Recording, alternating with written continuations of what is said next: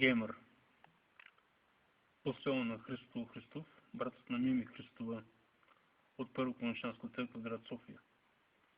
По мотиви на Рик Джойнър, Господарят на пръстените и Ефесяни 6 глава 12 до 18 стих. Озова се битка, врагове отпред, врагове отвред, без шлем, но с пехи и без меч. Бях бос, дори без поясът ефесянски свещен.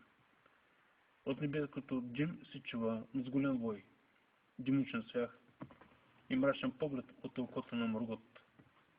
Ни пръстен златен, със сянка само аз да ходя, или ефритска плащеница бяла да ме прикрива, като ходя с глас земя.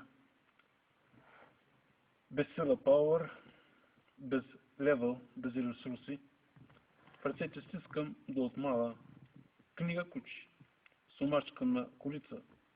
Върху страниците по белеви се нижат думи и кращате в стройните редици ляво пауър, дясно левел, написани с кръста на Бога.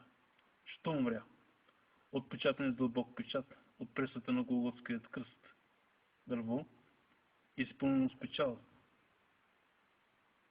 премахващо товара на греха, освобождаващо пепелта на смъртта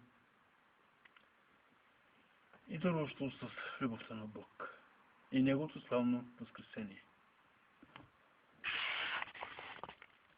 Левът окончателно е завършен.